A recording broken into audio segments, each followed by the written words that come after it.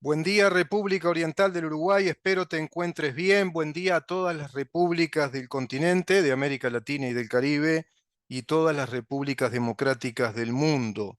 Los regímenes parlamentarios con poderes limitados, con la separación de los poderes y el control de los poderes del Estado, que es muy importante. Comenzamos este nuevo capítulo de día miércoles de este programa que tiene como nombre una pregunta: ¿en dónde estamos? Programa que propone ya hace 4 años largos, vamos para el quinto año, con Libertas, nuestra asociación civil sin fines de lucro. Es una fundación uruguaya liberal, es la primera fundación liberal de la República Oriental del Uruguay que está consagrada como tal en pos de la defensa, la difusión de los valores democráticos representativos consignados en la Constitución de la República Oriental del Uruguay. Por ende, somos defensores del Estado constitucional de derecho, del constitucionalismo desde nuestra ancestralidad, que es precisamente la ciencia jurídica abrevando de la gran teoría del ius naturalismo, el ius positivismo, y todo lo que hace al concepto de constitución como la suprema lex, la ley suprema, la carta magna que ordena a todo nuestro Estado, que da el orden jurídico. Es ese ordenador de la computadora, es el disco duro, es el ordenador que te dice cómo tenés que organizar la casa.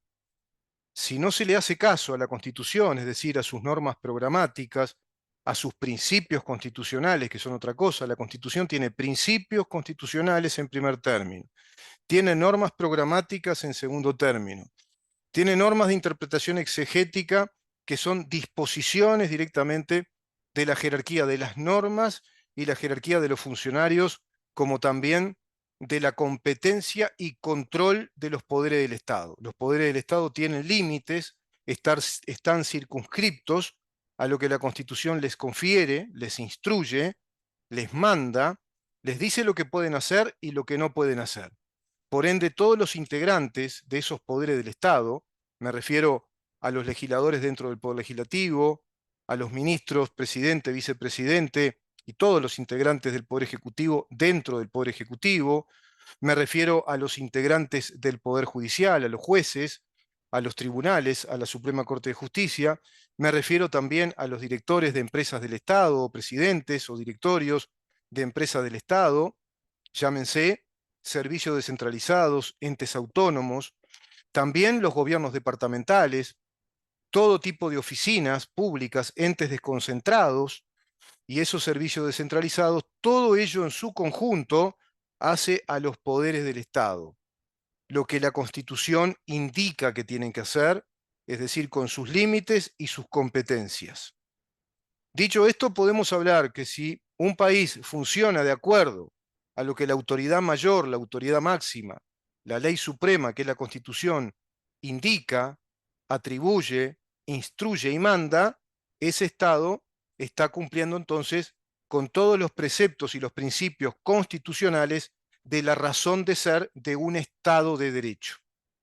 Y al ser un Estado de derecho que se ajusta en su legislación y en sus actos administrativos a lo que la Constitución establece, está funcionando entonces de acuerdo a ese gran concepto, que es un concepto de garantías para todos nosotros, del respeto de cada uno de los derechos que la Constitución consagra como derechos inmanentes, inherentes a la condición humana, artículo 7 de la Constitución. Es decir, todos tenemos en nuestro país el pleno derecho al goce de la vida, del honor, de la libertad, de la seguridad, del trabajo y la propiedad, y así todos los derechos subsecuentes o consecuencia de esos derechos subjetivos fundamentales que le dan razón de ser al Estado. El Estado entonces está construido, está constituido por esa Carta Magna, ese documento máximo, ese documento mayor, que tiene vocación de perpetuidad a través del tiempo, al que le llamamos Constitución. Todo eso analizamos, investigamos, estudiamos y pretendemos defender de la mejor manera para un mejor país, para que Uruguay y todos nuestros países hermanos entiendan que la mejor manera de vivir y poder establecer modelos de desarrollo económico, personal, familiar, de desarrollo cultural, intelectual, moral, ético y fundamentalmente desarrollos personales, consagrarnos como personas de acuerdo a nuestras vocaciones, nuestros propósitos de vida, es en un ámbito legislativo y administrativo que nos ampare en nuestras libertades, como lo indica una constitución democrática, representativa y republicana que está concebida sobre la base de las libertades individuales. En Uruguay no se está cumpliendo a ciencia cierta con todo ello en dos grandes aspectos. En lo que hace a lo legislativo, el poder legislativo se desmarcó fuertemente a partir del año 2017, ya lo venía haciendo antes, por supuesto, en un proceso gradual de apartamiento de los mandatos, de los principios y las normas programáticas de la Constitución, legislando lo que ya no es Estado de Derecho, no legisla Estado de Derecho, no legisla juridicidad de acuerdo a la Constitución, sino que han legislado un modelo político paralelo a la Constitución. Ese es un punto. El otro punto es que también se fueron, digamos, manifestando un conjunto de actos administrativos que están en crasa o evidente desobediencia para con lo que instruye la Constitución de la República. Tenemos una cantidad de ejemplos. Hoy vamos a ir a uno de ellos importante, fue determinante y sigue siéndolo, como, digamos, ocurrió con la negativa que hizo la Cámara de Senadores a la solicitud y a la directa acusación de la Junta Departamental de Montevideo a la intendente Carolina Cose para que fuera sometida a un juicio político. La Cámara de Senadores no le hizo caso, no a los ediles, a la Constitución, que es nuestra autoridad. La autoridad en un Estado de Derecho es la Constitución y las leyes. Y quienes encarnan esas instituciones, quienes se ubican en ese rol, quienes pasan a ocupar ese casillero, llámese presidente, vicepresidente, ministros, llámese legisladores, es decir, senadores y diputados, llámese jueces, miembros de tribunales, de apelaciones, miembros integrantes de la Suprema Corte de Justicia, llámese los miembros integrantes del Tribunal de lo Contencioso Administrativo, llámese integrantes de la Corte Electoral, llámese funcionarios que integran la función pública de acuerdo a lo que la Constitución confiere, instruye, y por cierto, las leyes interpretativas que van profundizando aspectos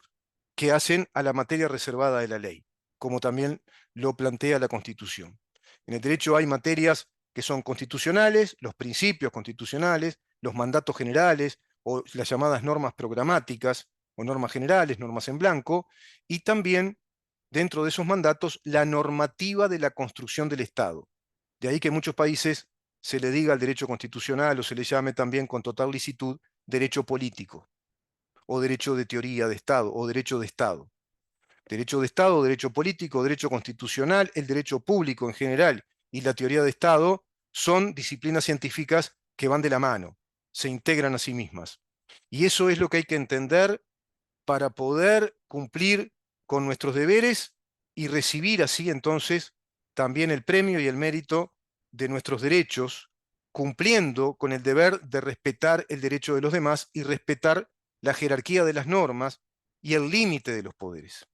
Porque en un país democrático, dentro de lo que es el concepto cardinal fundamental de la democracia representativa, el poder del Estado es un poder limitado. El Estado es un sujeto de derecho, también pasible de ser sometido a obligaciones, tiene responsabilidades, es pasible de ser sometido a juicio, por ejemplo, puede ser también el Estado juzgado por mal comportamiento para con sus ciudadanos o con habitantes o con otros estados o con personas jurídicas, sean empresas, sean sociedades comerciales o asociaciones civiles. Por lo tanto, el poder de una democracia es un poder limitado, inclusive al extremo de que el poder de gobierno, por ejemplo, transita, ¿no? Es temporario, tenemos alternancia en el poder, no como pasa en Venezuela, o como está pasando en Cuba hace muchos años ya, o lo que está pasando en Rusia. No, la democracia te plantea lo que pasa en Estados Unidos, en países europeos democráticos, donde ves que los presidentes cambian, los partidos políticos cambian,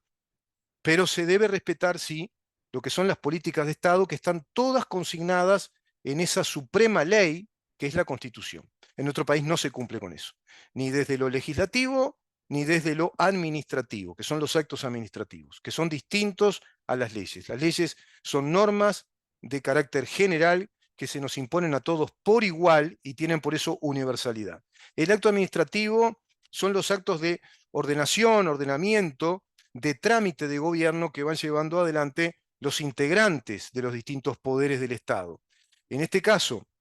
cuando se plantea un juicio político a Carolina Cose por desobedecer los artículos 284 y 285 de la Constitución de la República, y por supuesto que en consonancia todo ello con el artículo 93, que es el que establece el mérito, el mérito jurídico, el ius constitucional, es decir, hay ahí un imperio jurídico constitucional que dice que si se da la situación del artículo 93, bueno, se puede someter a juicio político a cualquier integrante de todos los poderes del Estado y los menciona taxativamente la Constitución de la República en ese artículo 93. Vamos a ir de a poco. ¿Por qué te comento esto y lo de Carolina Cose? Porque en la segunda parte del programa vamos a hablar de las desavenencias para con todo esto, de la falta de transparencia, de la locura administrativa y de gobierno que va llevando adelante esta señora que pretende ser presidente de todos nosotros. Me refiero a la actual intendente de Montevideo, Carolina Cose. Y también hablamos de Yamandú Orsi y digamos todas las imprevistas trabas que se le presentaron en su carrera electoral y política. ¿Con quién hablamos esto? Con el guardián de la República. Reapareció en nuestro programa, ya está con nosotros otra vez, viene muy recargado este año con un montón de información, con un montón de datos. Saben ustedes que él es experto en investigar todo lo que hace a datos específicos, estadísticos, de distinta naturaleza, y conversamos con él en una nutrida charla respecto a estos dos personajes que consideramos con él, y creo que muchísimos de ustedes, que son nefastos para nuestra república democrática, para nuestro sistema democrático, porque no son democráticos, no son personajes o personalidades democráticas, sino todo lo contrario. Carolina Cose, proveniente del seno, del cuño del Partido Comunista, que hoy por hoy la apoya abiertamente, junto al Partido Socialista, y Yamandú Orsi, proveniente del seno del cuño MLN Tupamaros, apoyado por José Mujica y todas sus huestes. Un peligro, todos integrados al Foro de San Pablo, bueno, proponiéndonos un modelo radicalmente socialista, más hacia el socialismo, como así lo vienen manifestando, inclusive lo tratamos en este programa, lo ha manifestado hace poco el líder actual del Partido Socialista, Sibila, Gonzalo Sibila, si no me equivoco el nombre, siempre me olvido su nombre de pila, cuando plantea que no se conforman con el progresismo que ya instalaron, no se conforman con este modelo de Estado social marxista, progresista, sino que vienen por más, vienen por un socialismo que no se licúe en ese progresismo, sino que profundice las premisas socialistas que están en neta contradicción con todo esto que estamos hablando, están en neta contradicción con la Constitución de la República, son antagónicas a la Constitución de la República, ya el país lo vivió en aquella época de la Guerra Fría y en aquella subversión, aquella guerrilla tupamara y de distintos grupos armados que atentaron contra el Estado y que, bueno, tuvimos que apelar al mecanismo de inmunidad que así lo hizo la Asamblea General con la Ley de Seguridad del Estado, sobrevino una dictadura, terminó la dictadura y prácticamente todos los grupos armados, guerrilleros que atentaron contra el Estado, que cometieron delitos muy graves, gravísimos, que hoy serían considerados delitos de lesa humanidad, delitos de terrorismo contra el Estado, delitos de terrorismo, delitos de tortura, privación de libertad, asesinatos, ajusticiamientos. Bueno, totalmente libres, vivitos y coleando, han tenido reparaciones patrimoniales, indemnizaciones de todo tipo, carrera política, y llegó uno de ellos, uno de los principales delincuentes, Tupamaros, a ser presidente de la República Oriental del Uruguay, y muchos de ellos ministros, y también senadores, diputados, y así un sinnúmero de esa legión de guerrilleros comunistas socialistas contra el Estado, están privilegiados por las indemnizaciones que todos les pagamos. Sin embargo, del otro lado, tenemos un montón de militares que en aquella época eran subalternos, jovencitos, hoy presos políticos, prisioneros de guerra.